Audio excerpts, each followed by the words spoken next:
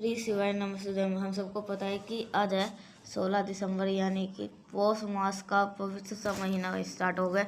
और इतनी सुंदर बात है, आज की शुरुआत किससे हो रही है? महादेव के दिन से। पहला सोमवार है पौष मास का।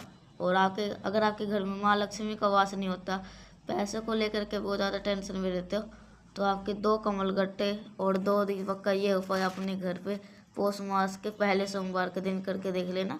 साल भर आपके घर में कभी भी पैसों की कमी नहीं होगी। हमेशा देवी माँ लक्ष्मी का कृपा आपके ऊपर, आपके घर के ऊपर हमेशा बनी रहेगी। बहुत ही छोटा सा, बहुत आसान सा उपाय है। आप सभी लोगों को जरूर करना चाहिए। जैसे कि आपको स्क्रीन पे लिख रखा था, आपको कितने कमल गट्टे लेने हैं? 2 कमल गट्टे। 2 कमल गट्टे लीजिएगा। साथ ही साथ आपको 2 दीपक भी लेने हैं। एक बात का ध्यान रखिएगा, दीपक को कोई ज़रूरी नहीं है आपको आटे मिट्टी का ही लेना है।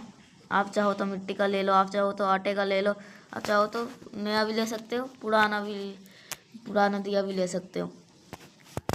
ध्यान रखिएगा। आप मैंने बताया कि हम विशेष उपाय करते हैं तो हमेशा किसका इस्तेमाल करते हैं? घी का इस्तेमाल करते हैं।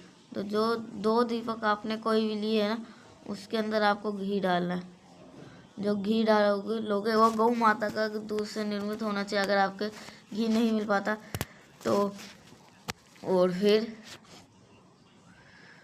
आपको आप अगर घी नहीं मिलता है तो फिर आप देख लेना, फिर आपको कोई सा जो बाज़ार में घी मिलता है वो डाल देना। लेकिन कोशिश करें गौ माता का घी लेने के लिए। तो माता लक्ष्मी का आगमन करवाना है, तो जब हमारा दरवाज़ा क्या होगा? साफ़ होगा, स्वच्छ होगा, सुंदर होगा। तो पहला नियम ये होगा कि पौष मास के अपने घर का जो डोर होगा, दरवाज़ा का आसपास, उसको सफाई रखनी है। सफाई तो हमेशा रखनी है, लेकिन पौष मास में विशेष करके आपको क्या करना है? सफाई रखनी है। तो सफाई रखोगे तो वहाँ पर आपका दीपक भी जलाना है। दीपक सुबह नहीं जलाना। कब जलाओगे? जब सूर्यास्त हो जाए उसके बाद में कभी भी जलाओ। अब मैंने आपको 2 दिया दिखाया, वो 2 दीपक कहाँ पे लगाओ? एक दिया लेफ्ट साइड में, एक दिया राइट साइड में। और एक दीपक को मैंने एक बात और बताया, कभी कैसे रखना चाहिए? सीधा ज़मीन पे। तो आपको इस दीपक के नीचे कुछ भी रख सकते, चावल का दाना हो, दोनों तरफ आपको थोड़ा थोड़ा चावल का दाना रखना है। चावल का दाने के रखने के ऊपर दोनों दीपक कुछ इस प्रकार से रख देना। रख दिए। अब सबसे बड़ी बात ये आता है, हम ये उपाय करेंगे तो इसका बत्ती कौन सा मुक्का रखेगा? हम ये उपाय कर किसके ले रहे हैं? देवी माँ लक्ष्मी के लिए कर रहे हैं। तो कौन सी बत्ती लगेगी? लंबी बत्ती। दोनों के दोनों दीपक में क्या लगेंगे? लंबी बत्ती। अब आपको माता लक्ष्मी का स्मरण करते हुए एक दीपक को प्रज्वलित करना है रिद्धि के नाम से, और दूसरे दीपक को प्रज्वलित करना है सिद्धि के नाम से। एक दीपक को आपको प्रज्वलित करना है रिद्धि के नाम से, और दूसरे दीपक को प्रज्वलित करोगे सिद्धि के नाम से। जब दीपक जलना स्टार्ट हो जाए तो माता लक्ष्मी का आगमन करते टाइम, उनसे प्रार्थना करते टाइम, एक कमल गट्टा एक दीपक में, दूसरा कमल गट्टा दूसरे दीपक में आप डाल देना। जब यह दीपक जल रहा होगा, इतना करने से आपका पौष मास के पौष मास के जो उपाय है वो आपका माता लक्ष्मी स्वीकार करेगी। और ये दीपक बुझ जाएगा तो हम बाद में क्या करेंगे? अगर कमल गट्टे को उठा करके आप चाहो तो अपने घर में रख सकते हो, या चाहो तो आपके घर के अंदर जो महादेव का शिवलिंग हो उनके ऊपर समर्पित भी कर सकते हो। इससे कोई दिक्कत नहीं है। बस दीपक के अंदर कमल गट्टे जरूर से डालना। इतनी बात समझ में आई? अब बात करते हैं इस वीडियो के हम दूसरे उपाय की तरफ। ये जो दूसरा उपाय है ये भी आपको किसे करना है? कमल गट्टे के साथ में करना है। अब बात करते हैं इस उपाय की। अब देखो, अपने दीपक जला लिए माता लक्ष्मी को खुश करने के लिए। अब हमें भोले शंकर को भी खुश करना। एक बार भोलेनाथ खुश हो गए ना, उसके बाद सारे देवी देवता खुश हो जाएंगे। अब उनको खुश कैसे करेंगे? धन प्राप्ति के लिए आप उसके लिए एक कमल गट्टा लेना है। कितने लोग? मात्र एक कमल गट्टा लीजिएगा। साथ ही साथ आपको 41 चने की दाल। कितने लोग? 41 चने की दाल, मतलब 41। अगर आप पूज्य गुरु जी की कथा बिहार से सुनी होगी तो ये जो उपाय का जिक्र कहाँ पे किया? बिहार के अंदर की है। 41 चने की दाल लेना, एक कमल गट्टा लीजिएगा। तांबे का लोटे के अंदर जल भरना है। जल के अंदर गंगा जल डालेंगे। और सबसे प्यारी बात ये है, इस उपाय को कहीं पे भी बाहर जाने की ज़रूरत नहीं है। आप इस उपाय को कब कर सकते हो? अपने घर के अंदर भी कर सकते हो। समझ रहे हो मेरी बात को? अब इतने से काम हो गए तो उसके बाद में आपके पास में जो तांबे का लोटा था, उस तांबे के लोटे को वहीं पे एक कमलगट्टा डाल देना। कमलगट्टा डाल देने से जो आपके पास में 41 चने की दाल है, उन्हें महादेव शिवलिंग के ऊपर क्या करोगे? आपको अच्छी तरीके से कहीं और संपित नहीं करना, महादेव शिवलिंग के ऊपर संपित कर देना। चने की दाल को संपित करने के बाद में जो तांबे का लोटे के अंदर जल है, इसके अंदर आपने कमलगट्टा ढाल रखा है, अब उसे महादेव शिवलिंग के ऊपर जल संपित करने से कुंदकेश्वर महादेव के नाम से, किसके नाम से चलाओगे? कुंदकेश्वर महादेव के नाम से आप संपित कर देना।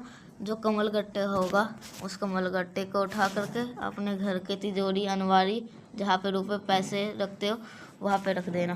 करके देखिएगा आपके घर में कभी भी पैसों की कमी नहीं होगी।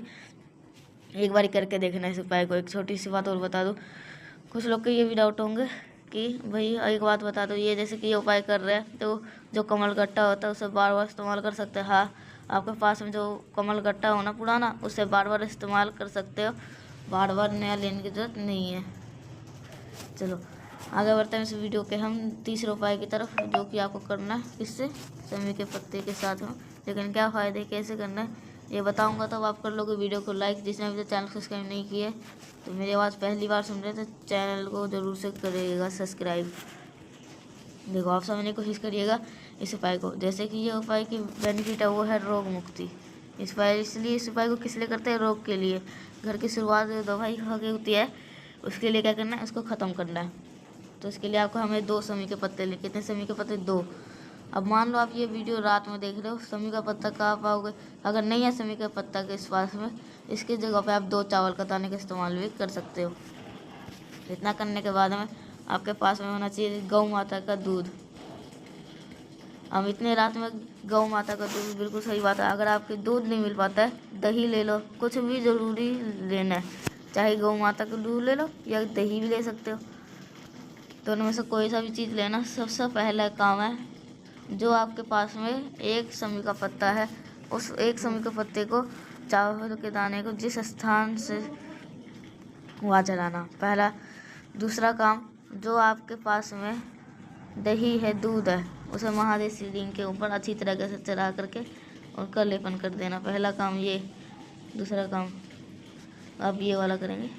और वे आपके पास एक और चावल का दाना है, जो भी आपके पास में, जो भी व्यक्ति पीड़ित है, रोगग्रसित है, बीमारी से बहुत ज़्यादा है, तो उस व्यक्ति का नाम और गोत्र बोल के वही का समी का पत्ता, वही चावल का दाना महादेव शिवलिंग के ऊपर मात्र संपित करने से आपके घर का जो भी व्यक्ति बीमार है उसकी बीमारी ठीक जरूर हो जाएगी।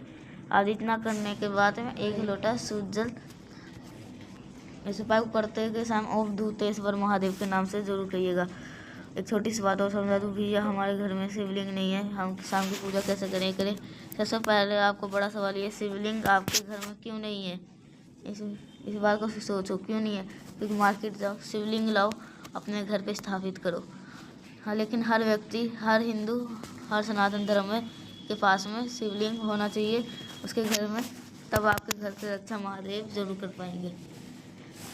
अब बात करते इस वीडियो के हम सबसे आखिरी और बहुत छोटे से उपाय की, जो कि हमारा चौथा उपाय है। और इस छोटे उपाय की सबसे बड़ा बेनिफिट ये है, परिवार की खुशियाँ। परिवार में खुशियाँ ही नहीं टिक पा रही है तो आप इस उपाय को करिएगा। इस तांबे का लोटे के अंदर जल भरिएगा, जल के अंदर आपको गंगा जल डाल देना और थोड़ा सा आपको लौंग लेना है। थोड़ा सा मतलब कम से कम 1 लेना है, या 3 ले लो, या 5 ले लो, या 7 ले लो। इस लौंग वाले जल को पूरे कुंदकेश्वर नाम के करके घूम करके यही जल महादेव शिवलिंग के ऊपर मात्र संपित करने से लौंग वाला जल, लौंग आपके घर में कभी भी संकट नहीं आता। चौथा उपाय कितना छोटा है और कितना बहुत ज़्यादा आसान था। कोई ना कर पाओ तो ये चौथा उपाय तो कर लेना आप सभी लोग। अगर मेरी बात आप अच्छी तरह से समझे होंगे तो वीडियो को लाइक करेगा। कुछ पूछना नहीं समझ में आए तो नीचे कमेंट सेक्शन में पूछ सकते। और जितने भी आवाज़ पहली बार सुन रहे थे, चैनल को जरूर से सब्सक्राइब करिएगा। तो मिलते हैं नेक्स्ट उपाय के साथ, तब तक के लिए श्री शिवाय नमस्तुभ्यम।